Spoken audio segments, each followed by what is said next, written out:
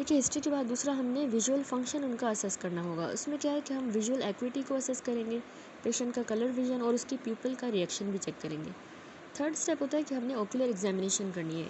अब ocular infections में जैसे blepharitis, conjunctivitis, keratitis, acute uveitis, dacryocystitis, ये सारे जो है कॉन्ट्रा इंडिकेशंस होते हैं फॉर द कैटरेक्ट सर्जरी। इन केसेस में हम कैटरेक्ट सर्जरी नहीं करेंगे, इसके कॉन्ट्रा इंडिकेशन है, तो हम एग्जामिनेशन करके ही फाइंड आउट कर सकते हैं इन्फेक्शंस को। इंट्राओकुलर प्रेशर हमें मेजर करना होगा, जो कि हम नॉर्मल रेंज के अंदर होना चाहिए, तभी हम सर्जरी करेंगे। एक्स्ट्रा ओकुलर मूवमेंट्स चेक करेंगे। फंडस की एग्जामिनेशन जो है वो after the full dilation of pupil हम करते हैं, ताकि कोई भी अगर पैथोलॉजी है पोस्टीरियर सेगमेंट के अंदर तो वो हम उसको एक्सक्लूड करें।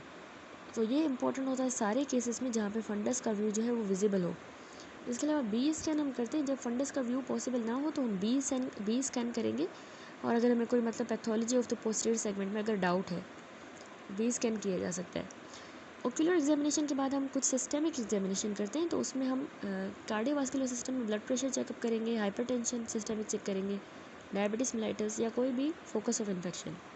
देन कुछ इन्वेस्टिगेशंस कैरी आउट करवाएंगे, CBC हो गया, ESR, blood sugar level, hepatitis B या सी, चेस्ट एक्सरे और ECG। जब कैटरेक्ट सर्जरी जो है वो जनरल एनेस्थीसिया के अंडर की जाए तो चेस्ट एक्सरे हम और ECG भी करेंगे। इसके अलावा मैंने आपको बताया था बायोमेट्री हम करते हैं, इंट्राओकुलर लेंस पावर कैलकुलेशन।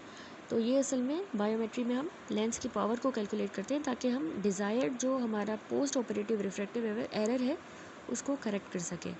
तो जो ओकुलर पैरामीटर्स बायोमेट्री में इन्वॉल्व होते हैं वो होता है कैरेटोमेट्री, जो कि हमारे एंटीरियर जो कॉर्नियल सरफेस होता है उसके कर्वेचर की मेजरमेंट को कैरेटोमेट्री कहेंगे। दूसरा एक्सियल लेंथ। एक्सियल लेंथ क्या होता है कि ये हमारे एंटीरियर पोस्टीरियर जो डायमेंशन है, एंटीरियर पोस्टीरियर आई की, उसकी मेजरमेंट को हम कहते हैं, और ये हम अल्ट्रासोनोग्राफी के थ्रू एक्सियल लेंथ चेक करते हैं। अब एक फार्मूला होता है SRK फार्मूला, जो कि इंट्राओकुलर लेंस की पावर की कैलकुलेशन का फार्मूला है। ये सैंडर्स, रेडज़ेल्फ, क्राफ्ट, इन्होंने जो है डेवलप किया फार्मूला, और उन्होंने कहा कि P जो होता है, फार्मूला बहुत इंपॉर्टेंट है, आपने याद रखना है, P is equal to A minus 2.5 L minus 0.9 K। तो इसमें P जो है ये रिक्वायर्ड पावर है इंट्राओकुलर लेंस की, A कांस्टेंट होता है जो कि हर एक लेंस टाइप के लिए स्पेसिफिक होगा, उसमें से माइनस 2.5 कर रहे हैं, और L जो है ये एक्सियल लेंथ है आई बॉल की मिलीमीटर्स के अंदर, जो कि हम A स्कैन अल्ट्रासोनोग्राफी के थ्रू असेस करेंगे, उसमें से भी हम 0.9 K माइनस कर रहे हैं। तो K क्या है इसमें, K जो है हमारे एवरेज कॉर्नियल कर्वेचर है, जो कि हम कैरेटोमीटर की मदद से हमने मेजर किया है डायोप्टर्स के अंदर। अच्छा, अब नेक्स्ट टॉपिक है हमारा एनेस्थीसिया। तो लोकल एनेस्थीसिया भी देते हैं हम, फेशियल नर्व ब्लॉक और जनरल एनेस्थीसिया। सबसे पहले लोकल एनेस्थीसिया जो है ना, वास्ट मेजॉरिटी ऑफ जो कैटरेक्ट सर्जरीज होती हैं वो हम इस लोकल एनेस्थीसिया के थ्रू करते हैं। इसमें हम एक टॉपिकल, इसमें डिफरेंट टाइप्स है। सबसे पहला तो हम टॉपिकल यानी सरफेस एनेस्थीसिया देते हैं। तो इसमें याद रखिएगा कि हम 4% ज़ाइलोकेन की इंस्टॉलेशन कर सकते हैं, 0.5% प्रोपाराकेन, ठीक है, 1% टेट्राकेन, या फिर हम 2% लाइडोकेन भी यूज़ कर सकते हैं, जो कि सप्लीमेंट की जा सकती है with intra cameral injection of the preservative free lignocaine. Intra cameral मतलब किसी चैम्बर के अंदर, जैसे एंटीरियर या पोस्टीरियर चैम्बर के अंदर हम प्रिजर्वेटिव फ्री जो है लिग्नोकेन की इंजेक्शन भी कर सकते हैं, सप्लीमेंट कर सकते हैं लाइडोकेन के साथ लिग्नोकेन, ठीक है। तो ये सारे टॉपिकल सरफेस एनेस्थीसिया होते हैं। तो इनसे एडिक्वेट एनेस्थीसिया मिल जाता है, लेकिन इफेक्टिव नहीं होता बाकी प्रोसीजर्स के लिए। अब ये टॉपिकल एनेस्थीसिया जो है ये हमारी एपिथेलियल टॉक्सिसिटी कॉज करवा सकता है, एलर्जी हो सकती है, सरफेस कैरेटोपैथी हो सकती है। इससे रेट्रोबल्बर ब्लॉक की कॉम्प्लिकेशंस के रिस्क जो है वो एलिमिनेट हम कर सकते हैं। अब रेट्रोबल्बर ब्लॉक भी जो है वो टाइप है लोकल एनेस्थीसिया की। उसमें क्या होता है कि हम 2cc जो एनेस्थेटिक है उसको आईबॉल के बिहाइंड जो है मसल कोन के अंदर जो है नियर द सीलियरी गैंग्लियन इसको इंजेक्ट करेंगे, आईबॉल के पीछे मसल कोन के अंदर, ठीक है, नियर द सीलियरी गैंग्लियन हम 2cc एनेस्थेटिक इंजेक्ट करते हैं। हमारी जो सीलियरी नर्व्स होती हैं, सीलियरी गैंग्लियन, ओक्यूलोमोटर नर्व, एब्डुसन नर्व, ये सारी इसमें एनेस्थेसाइज हो जाएंगी। तो ये बहुत ही एक्सीलेंट ओक्यूलर या ग्लोबुलर एकाइनेसिया प्रोवाइड करता है एनेस्थीसिया और एनाल्जेसिया, रेट्रोबल्बर ब्लॉक। इसके अलावा हम सब टेनन ब्लॉक करते हैं। ये तकरीबन 5 मिलीमीटर होता है हमारे लिम्बस से, ठीक है, लिम्बस ऑफ द आई से। तो लोकल एनेस्थेटिक को हम एक इंसिजन दे के, कंजक्टाइवा के अंदर हमने इंसिजन दी, और वहाँ से हम इंसिजन दे के लोकल एनेस्थेटिक जो है वो सब टेनन कैप्सूल के अंदर इंजेक्ट कर देंगे। बिल्कुल जिस तरह इस फिगर में दिखाया गया है कि ये जो है सबटेनन स्पेस है, ठीक है, ये, और इसके अंदर हमने इंसिजन देके कंजक्टिवा के अंदर इसको इंजेक्ट किया है। तो इससे बहुत ही अच्छा जो है गुड एनेस्थीसिया प्रोवाइड हो जाता है, लेकिन वेरिएबल किस्म का एक एनेस्थीसिया होगा, वेरिएबल होगा। कीमोसिस और सब कंजक्टिवल कॉम्प्लिकेशन याद रखिएगा इसमें कॉमन होती है सबटेनन ब्लॉक में, कीमोसिस भी और सब कंजक्टिवल कॉम्प्लिकेशन। इसके अलावा होता है हमारे पास पेरी बल्बर ब्लॉक।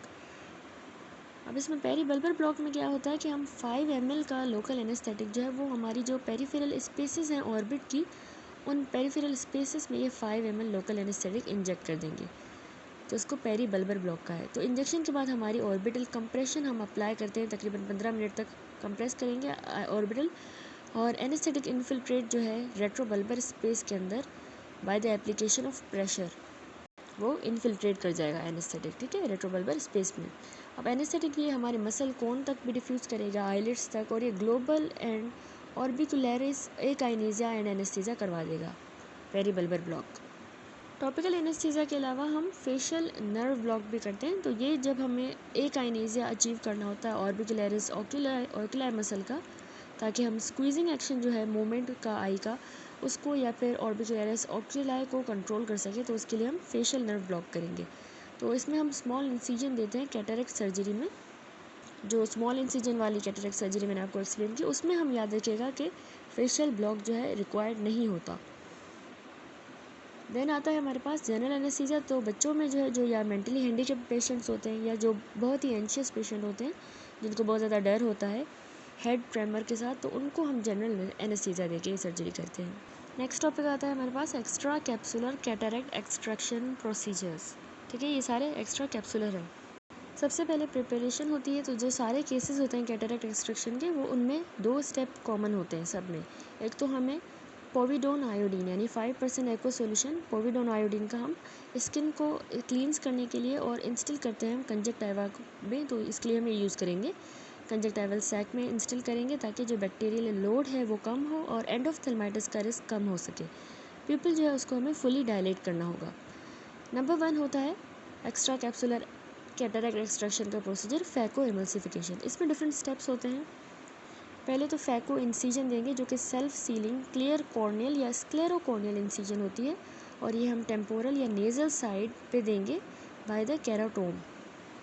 ठीक है, केराटोम सर्जिकल इंस्ट्रूमेंट होता है, इसकी मदद से जो हम ये इंसिजन देंगे। ठीक है, उसके बाद हमने इंटीरियर चैम्बर को मेंटेन करना है। कैसे? हम एक विस्को इलास्टिक सब्सटेंस जो है इंजेक्ट कर देंगे, जैसे कि हीलॉन या हाइड्रोक्सी पोली मिथाइल सेल्यूलोज इंटीरियर चैम्बर में इंजेक्ट कर देंगे। नंबर 3 है हमें सेकंड स्टैब इंसिजन देनी होगी। ये हम क्लियर कॉर्निया पे देंगे, right angle to the first incision, बिल्कुल उसके राइट एंगल पे। देन है एंटीरियर कैप्सुलोटोमी, जिसको हम कैप्सुलोरेक्सिस कहते हैं। तो ये एक कंटिन्यूस सर्कुलर कैप्सुलोटोमी हम परफॉर्म करेंगे। ठीक है, ये देखिए सर्कुलर कैप्सुलोटोमी। उसके बाद याद रखिएगा हम हाइड्रो डाइसेक्शन करते हैं, यानी कि ये वाटर के साथ हम करते हैं ताकि कैप्सूल को जो है कॉर्टेक्स के साथ जो है वो सेपरेट किया जा सके। लेंस में हमने कैप्सूल भी देखा था, उसका कॉर्टेक्स भी देखा था, तो उसको हम सेपरेट करने के लिए वाटर की मदद से हाइड्रो डाइसेक्शन करेंगे। हाइड्रो डीलिनिएशन होती है जो कि हम परफॉर्म करेंगे विस्को इलास्टिक सब्सटेंस के साथ, ताकि हम एपी न्यूक्लियस को न्यूक्लियस के साथ सेपरेट कर सकें, इसलिए हमने हाइड्रो डीलिनिएशन की।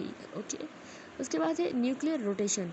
तो न्यूक्लियस जो है उसको हम कैप्सुलर बैग के अंदर रोटेट करवाएंगे। ये बार बार हम सर्जरीज में भी देखते आ रहे हैं। देन आता है step phaco emulsification of cataract का। तो इस फिगर में भी देखिए ये हम कैसे करते हैं। ये हम स्कल्पटिंग करेंगे इस न्यूक्लियस की, स्कल्पचिंग किसके साथ? फैको प्रोब की मदद से, ताकि एक ग्रूव बन जाए। और हमने जो है न्यूक्लियस को रोटेट करना है, और जो सेकेंड ग्रूव है वो हम बिल्कुल right angle to the first groove बना देंगे, दूसरा ग्रूव। ठीक है, ये इसके बाद हम करते हैं क्रैकिंग ऑफ द न्यूक्लियस। इसको हमने देखिए 4 हिस्सों में न्यूक्लियस को डिवाइड करना होता है। ये हम इस चॉपर की मदद से करते हैं। ठीक है, और हर एक जो पार्ट है न्यूक्लियस का उसको फिर हमने फर्दर सेगमेंट करेंगे, फ्रेगमेंट करेंगे और इमल्सिफाई करेंगे, और फिर इंटर्न एस्पायरेट कर लेंगे।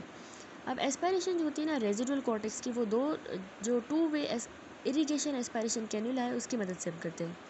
कैप्सुलर बैग जो है वो इन्फ्लेट कर देंगे, जो हम वीडियोस में भी देख रहे थे कि हम इंजेक्ट कर रहे थे कोई विस्को इलास्टिक सब्सटेंस आखिर में। फिर है intraocular lens insertion, foldable intraocular lens जो है वो इंसर्ट कर देंगे कैप्सुलर बैग के अंदर थ्रू द सेम इंसिजन जो हमने दी थी। या फिर रिजिड इंट्राओकुलर लेंस जो है वो हम एक इनलार्जिंग इंसिजन की मदद से इंसर्ट करेंगे। याद रखिएगा कोई भी सूचर इसमें रिक्वायर नहीं होता, क्योंकि कॉर्नियल इंसिजन जो है वो सेल्फ सीलिंग होती है, हैंस ये एक सूचर लेस सर्जरी होती है। ठीक है, पैड और बैंडेज बस हमने लास्ट में अप्लाई करने होते हैं। अगली सर्जरी भी हम डिस्कस पीछे करके आए हैं, लेकिन अभी डिटेल में देख लें तो femto second laser cataract extraction, ये टेक्नोलॉजी इंट्रोड्यूस हुई है रिसेंटली कैटरेक्ट सर्जरी के लिए। इस सिस्टम में नियोडाइमियम, ठीक है, नियोडाइमियम यूज़ होता है, जो कि ग्लास 1053 नैनोमीटर का नियर इंफ्रारेड लाइट है। इसमें femto second laser cataract surgery के फॉलोइंग कुछ एडवांटेजेस हैं over the standard manual procedure की निस्बत। सबसे पहला तो इसमें हमारी क्लियर कॉर्नियल इंसिजन जो है वो ज़्यादा स्टेबल भी होती है और सेल्फ सीलिंग होती है। दूसरा, इसमें हमारा एंटीरियर जो हम कैप्सुलोटोमी कर रहे हैं वो ज़्यादा एक्यूरेट होता है और रिप्रोड्यूसिबल होता है इन टर्म्स ऑफ साइज़, सर्कुलैरिटी और and the सेंट्रेशन that is vital for the intraocular lens positioning and placement in the capsular bag. ठीक है, एंटीरियर कैप्सुलोटोमी यानी जो हम anterior lens of the capsule जो रिमूव कर रहे हैं ना, तो वो इस वाली सर्जरी में ज़्यादा एक्यूरेटली और रिप्रोड्यूसिबल होता है साइज़ के लिहाज से, सर्कुलैरिटी और सेंट्रेशन of the intraocular lens positioning के लिहाज से। ठीक है, इन द कैप्सुलर बैग। इसके अलावा हम जो इसमें लेंस में फ्रेगमेंटेशन कर रहे हैं FSL में, वो हम यूज़ करते हैं टू लिक्विफाई द फ्रेगमेंट या उसको न्यूक्लियस को सॉफ्टन करने के लिए। ठीक है, फ्रेगमेंट लिक्विफाई कर रहे हैं, फ्रेगमेंट कर रहे हैं, न्यूक्लियस को सॉफ्टन कर रहे हैं, ठीक है, हार्ड लेंसेज के अंदर। तो उसके नतीजे में इंट्राओकुलर इंस्ट्रूमेंटेशन की हमें ज़रूरत कम पड़ेगी इंस्ट्रूमेंट पास करने के लिए। ये हम सब लेंस फ्रेगमेंटेशन के थ्रू कर रहे हैं, और इसके अलावा हमें मूवमेंट की भी इसमें कम ज़रूरत पड़ेगी, जो अलाउ करता है significant reduction in the phaco time and power. चौथा ये फ़ायदा है कि एस्टिग्मेटिज्म जो है correction at the time of cataract surgery is done by limbal relaxing incision, जो कि हम FSL के साथ ज़्यादा एक्यूरेटली क्रिएट करते हैं, रिलायबल भी होती है और इसमें कोई भी रिस्क नहीं होता परफोरेशन का। ठीक है, लिम्बल रिलैक्सिंग इंसिजन जो कि हम एस्टिग्मेटिज्म को कंट्रोल करने के लिए दे रहे हैं। उसके बाद रिजल्ट्स गिवन है FSL के, तो इसमें जो हमें रिजल्ट्स मिलते हैं वो उसमें विजुअल एक्विटी के आउटकम इतने स्टेटिस्टिकली सिग्निफिकेंट नहीं होते, बेटर बनस्बत मैनुअल टेक्निक्स के। ठीक है, विजुअल एक्विटी के आउटकम। और इसके अलावा जो है स्टेटिस्टिकली सिग्निफिकेंट हमें इंप्रूवमेंट मिलती है FSL कैप्सुलोटोमी के आउटकम में बनस्बत मैनुअल टेक्निक के। ठीक है, कैप्सुलोटोमी में हमने देखा कि ज़्यादा इसमें हमें आउटकम मिल रहा है, जो कि मैनुअली जो है स्पेसिफिकली इतना बेनिफिट नहीं होगा और मल्टीफोकल लेंस इंसर्शन के साथ। यानी इसमें ये भी बेनिफिट है कि हम टोरिक और जो मल्टीफोकल लेंस है वो भी इसमें इंसर्ट कर सकते हैं। ये टाइप्स हैं लेंस की जो हम आगे देखेंगे। ठीक है, इसके अलावा जो मेन लिमिटेशन होती है wide spread use of FSL assisted cataract surgery का, वो करंटली फाइनेंशियल ही है, यानी कि ये कॉस्ट इफेक्टिव है।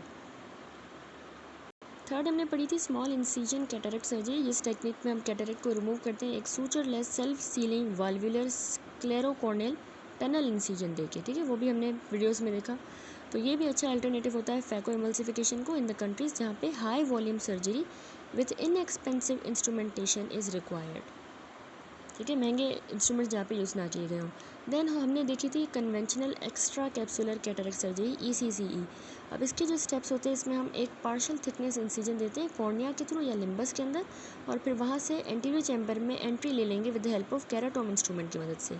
अब एंटीरियर चैम्बर जो है उसके अंदर हमने विस्को इलास्टिक सब्सटेंस मेंटेन करना है, इंजेक्ट करना है, जैसे हियालुरोन या हाइड्रोक्सी पॉलीमिथाइलिन सेलुलोज।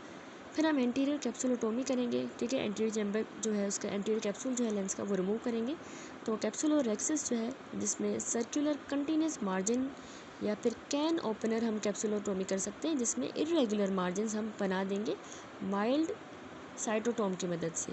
तो अगर हम ये फिगर देखें 10.30, इसमें हमें ये दिखाया गया है एंटीरियर कैप्सुलोटोमी। ये है साइटोसोन जिसकी मदद से हम कट्स लगा रहे हैं इस एंटीरियर कैप्सूल के अंदर, जिसको कैप्सुलोटोमी कह रहे हैं। अब ये पार्शियल थिकनेस की जो इंसिजन है इसको हम कन्वर्ट करते हैं फुल थिकनेस इंसिजन के अंदर by the help of corneal scissors की मदद से। ठीक है, फुल थिकनेस कॉर्नियल इंसिजन। तो जो रिमूवल होता है रेजिडुअल कॉर्टेक्स का, उसको फिर हमने रिमूव करना है 2-वे इरिगेशन एस्पायरेशन कैन्युला की मदद से हम करते हैं।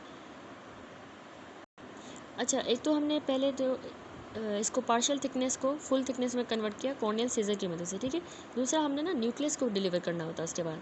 तो डिलीवरी ऑफ द न्यूक्लियस जो है हम इंसिजन दे के बाय द एक्सप्रेशन मेथड इसको इस तरह डिलीवर करेंगे, और फिर जो है बाकी जो रेजिडुअल कॉर्टेक्स होता है उसको हम two way irrigation cannula aspiration cannula की मदद से रिमूव करेंगे, और कैप्सुलर बैग को फिर दोबारा हमने इन्फ्लेट करना है विस्को इलास्टिक सब्सटेंस दोबारा इंजेक्ट करके। ठीक है, उसके बाद हम इंट्राओकुलर लेंस इंसर्ट करते हैं बैग के अंदर ऑन द पोस्टीरियर कैप्सूल, और फिर प्यूपिल की कंस्ट्रक्शन करवानी होती है तो ये हम कार्बाकोल या मायोकोल इंजेक्ट करके कर सकते हैं। फिर इंसिजन को भी बंद करना होता है 10/0 नायलॉन सूचर की मदद से।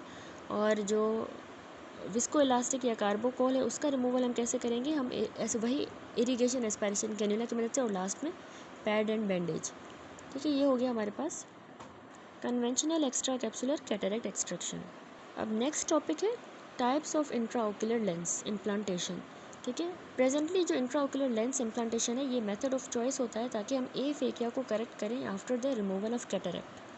क्योंकि कैटरेक्ट रिमूव किया है, लेंस ख़त्म हो गया, ए फेकिया हो गया, तो उसको करेक्ट करने के लिए हम इंट्राओक्यूलर लेंस इम्प्लांट करते हैं।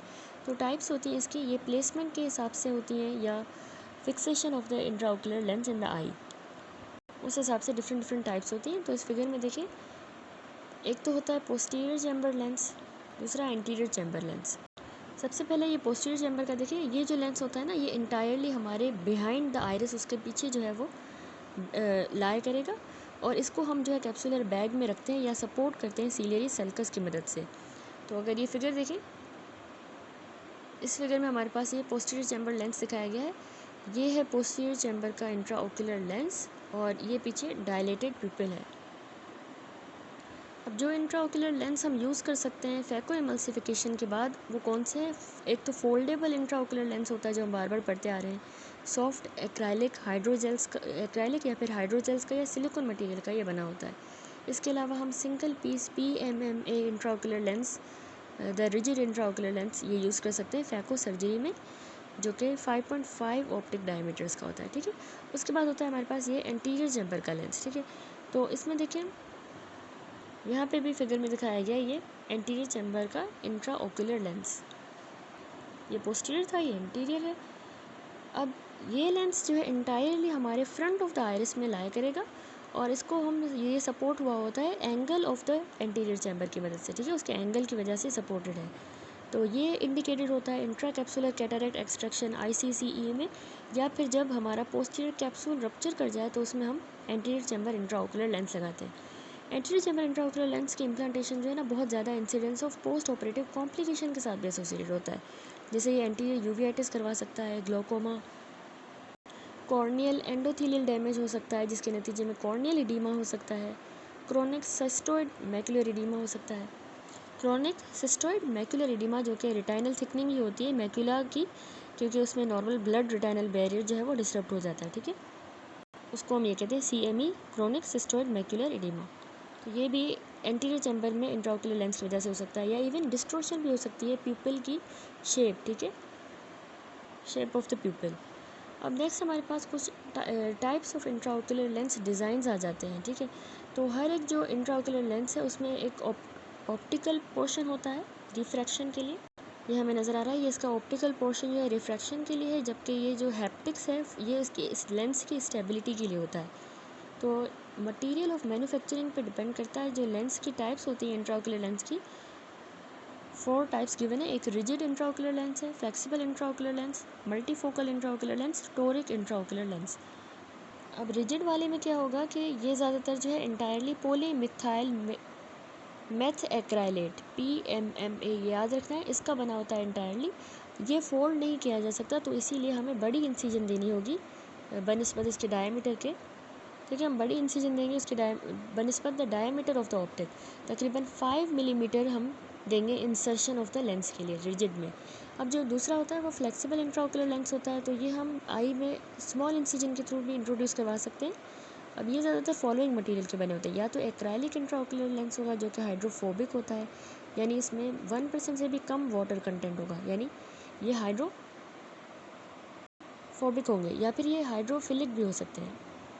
दूसरी फ्लेक्सिबल की टाइप होती है सिलिकॉन इंट्राओक्यूलर लेंस। ठीक है, तो ये इसकी भी ज़्यादा बायोकम्पैटिबिलिटी है then the hydrophobic acrylic intraocular lens, लेकिन ये ज़्यादा प्रोन होते हैं सिलिकॉन डिपोजिशन के in the silicone oil filled eyes. ठीक है, सिलिकॉन ऑयल लगाते हैं ना हम, तो इसलिए इसमें सिलिकॉन की डिपोजिशन हो सकती है।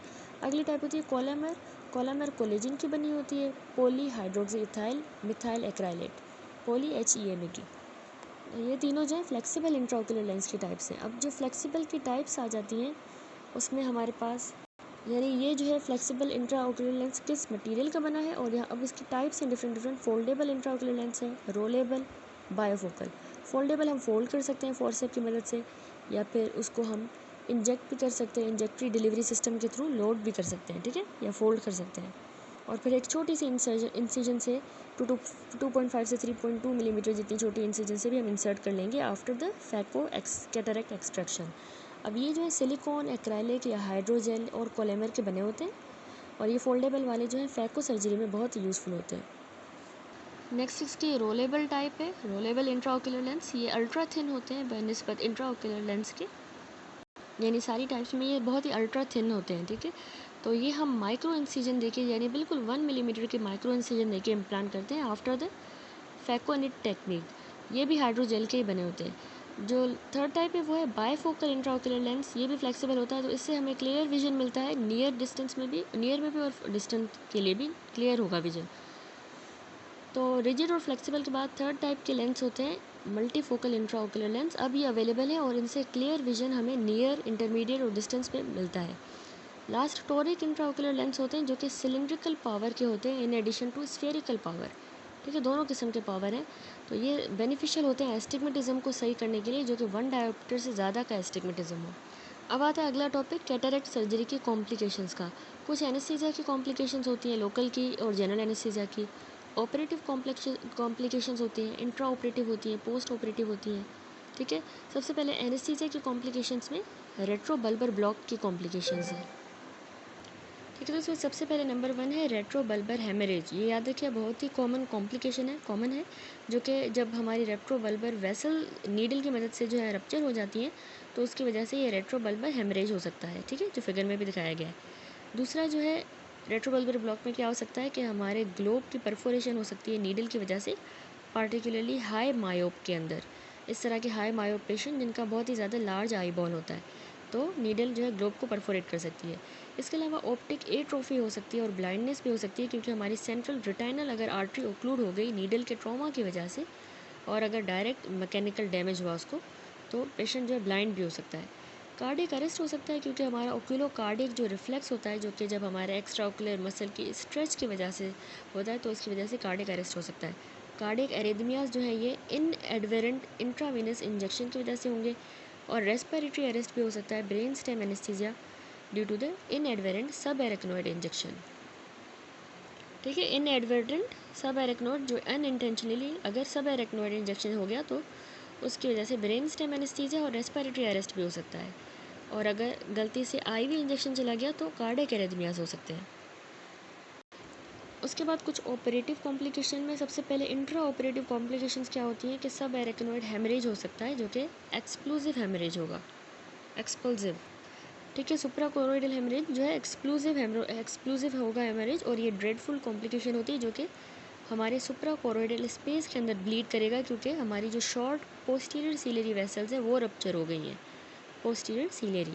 अब डिटैच जो कोरोइड है वो हमारे विट्रस के ऊपर प्रेशर एक्सर्ट करेगा, जिसके नतीजे में सडनली हमारा इंट्राओकुलर प्रेशर बढ़ जाएगा एंटीरियर चैम्बर के साथ, शेल्विंग के साथ, ठीक है, एंटीरियर चैम्बर के साथ में शेल्विंग हो जाएगी, आयरिस का प्रोलैप्स हो जाएगा, विट्रस लॉस हो जाएगा, रेड रिफ्लेक्स भी लॉस हो जाएगा। पेशेंट कंप्लेन करेगा कि उसको बहुत ही सीवियर पेन है, और उसमें जो कॉन्ट्रीब्यूटिंग फीचर्स हैं वो है उसकी advanced age, glaucoma, hypertension, high myopia, systemic vascular disease, ठीक है। ये इसमें कॉन्ट्रीब्यूटिंग फैक्टर्स हैं सब सुप्रा कोरोइडल हेमरेज में। दूसरा, ऑपरेशन के दौरान जो है ना पोस्टीरियर कैप्सूल भी रप्चर कर सकता है, तो ये जब हो सकता है एक्स्ट्रा कैप्सुलर कैटरेक्ट के एक्सट्रैक्शन में, जो कि कंपनी होता है कि इसमें विट्रस का लॉस हो जाएगा और हमारे posterior margin of the lens material भी इसमें लॉस हो जाता है। अगली कॉम्प्लिकेशन हो सकती है न्यूक्लियस ड्रॉप, या फिर डिसलोकेशन हो जाए लेंस के फ्रेगमेंट्स की, ठीक है, dislocation of fragments of the lens material की इनटू द विट्रस कैविटी, ठीक है, जो कि जोन्युलर डेहिसेंस के बाद होगा, या फिर जब हमारा पोस्टीरियर कैप्सूल रप्चर हो जाए। तो इसके अलावा अगली कॉम्प्लिकेशन है विट्रस लॉस। विट्रस लॉस एक सीरियस कॉम्प्लिकेशन होती है, जो कि इंटर्न आगे जाके बहुत ही सीरियस वेरियस कॉम्प्लिकेशन करवाएगी। अब इसका इंसिडेंस जो है वो इंट्रा कैप्सुलर जो है कैटरेक्ट एक्सट्रैक्शन में ज़्यादा है बनिस्बत एक्स्ट्रा कैप्सुलर के। पेन है डिटैचमेंट हो जाए अगर हमारी डेसिमेंट मेम्ब्रेन की, तो ये डल इंस्ट्रूमेंट यूज़ करने की वजह से होता है during the incision of the cornea, अगर इंस्ट्रूमेंट डल है, ठीक है। और अगर एंट्री हो जाए एंटीरियर चैम्बर के अंदर, तो डेसिमेंट मेम्ब्रेन रप्चर कर सकती है, डिटैच हो सकती है। अगली कॉम्प्लिकेशन है आयरिडोडायलाइसिस, जो कि आयरिस की रूट की डिसइंसर्शन होती है फ्रॉम द सीलियरी बॉडी, ठीक है। आयरिस जो है ना सीलियरी बॉडी से रूट में से डिसइंसर्ट हो गया। अब ये सीजर्स की वजह से हो सकता है, जब हम इंसीजन दे रहे होते हैं, इंसीजन को इनलार्ज करते हैं ना हम सीजर की मदद से, मैंने पिक्चर भी दिखाई थी, या फिर जब क्रायो एक्सट्रैक्शन के दौरान जो है ये आयरिस रूट से ही अलग हो जाएगा from the ciliary body. Then है हाइफीमिया, सर्जरी के दौरान हाइफीमिया भी हो सकता है, मतलब हमारे एंटीरियर चैम्बर में ब्लड आ जाए, तो ये लिम्बल इंसीजन की वजह से हो सकता है, या फिर अगर हमारे आयरिस और सीलियरी बॉडी को ट्रॉमा हो जाए। अब कुछ पोस्ट ऑपरेटिव कॉम्प्लिकेशन होती हैं। जो अर्ली पोस्ट ऑपरेटिव कॉम्प्लिकेशन है उनमें अक्यूट इन्फेक्शन यानी अक्यूट एंडोफ्थल्माइटिस हो सकता है। ये फिगर देखिए, इसमें हमारे पास ये दिखाया गया है, हाइपोपियन बन गया है और एंडोफ्थल्माइटिस हो गई है फैको सर्जरी के बाद। हाइपोपियन यानी एंटीरियर चैम्बर में पस आ गया है, ठीक है।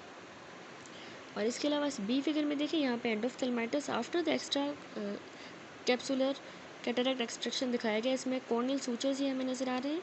यहाँ ये हाइपोपियन बन गया है और ये एक्सुडेट प्यूपिल एरिया है।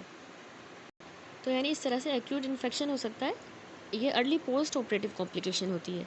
और ये याद रखिएगा, ड्रास्टिक विजन थ्रेटनिंग कॉम्प्लिकेशन करवा सकता है, ठीक है, कैटरेक्ट सर्जरी की। अब प्रिंसिपल जो सोर्स क्या होती है इस इन्फेक्शन की, एयरबोर्न ऑर्गेनिज्म इसमें थ्रेट होता है, कंटेमिनेटेड सॉल्यूशंस की वजह से, या medications, instruments, drapes, sutures, surgeons के हैंड्स और असिस्टेंट्स के हैंड, या फिर पेशेंट के अपनी आईलिड और कंजक्टिवा का फ्लोरा, ये एंडोफ्थल्माइटिस करवा रहे हैं।